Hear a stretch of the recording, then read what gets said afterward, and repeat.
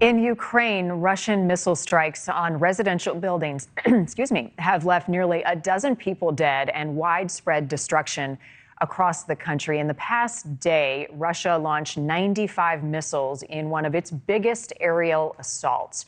While 34 were intercepted, Ukrainian military leaders say 6 of those missiles were a special kind of hypersonic missile known as a dagger. Right now, Ukraine has no capabilities of countering those types of weapons, so that's concerning. And these attacks are targeting critical infrastructure. It left thousands of people without power across the country. Meantime, the director of the CIA told this week, despite morale problems facing Russian forces, he believes Putin is convinced he will win Ukraine because he cares about it more than the U.S. I want to bring in Yevheniya Kravchuk, a member of parliament in Ukraine. She joins us often to talk about the ongoing battle as Russia invades.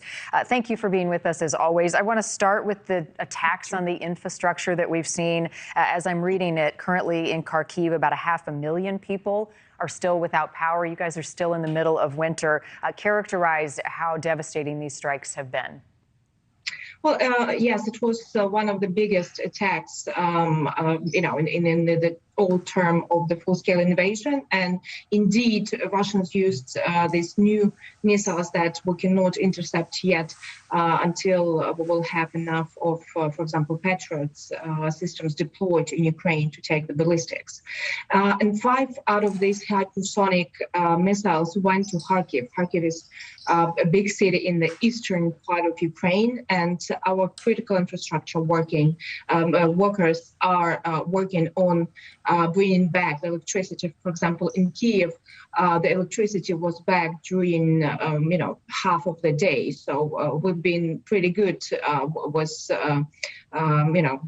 doing with the damage that Russians are doing. But actually, it's already March, and even the weather is on our side, and it will not cause the devastation as it would cost in January. It would be frost and snow.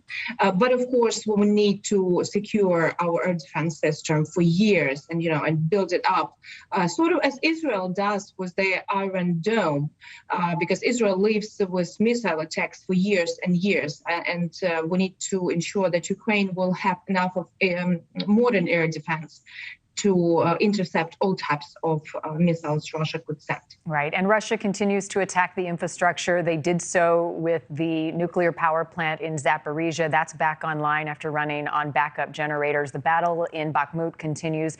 What are you anticipating the next target for Russian forces will be, and how are your troops preparing?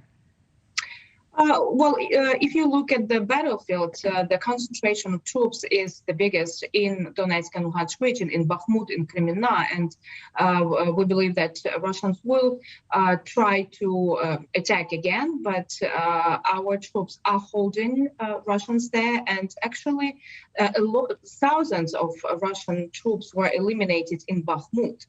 And of course, the missile attack can occur in any time, in any place of the country. For example, in Western Ukraine, in Lviv, last night 5 people died, two women, 3 men, when they were asleep in their houses. And Western Ukraine is far from the front line, so that's why the air defense system is crucial. But of course, our army is coping the resources for the counterattack. We believe that it might happen later in spring. I cannot give the details because it has to be a surprise for Russians.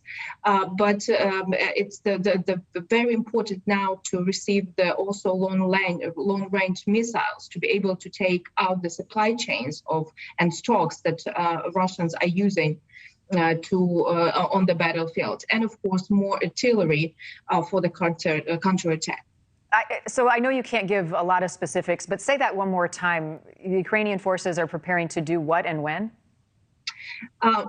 Again, I cannot give the details, but Ukrainian forces, of course, are planning the counterattack to liberate more land that were occupied by Russians. And the strategy where to hit is to our military, but that's why we've been asking to enlarge the military assistance to Ukraine, to have enough of resources.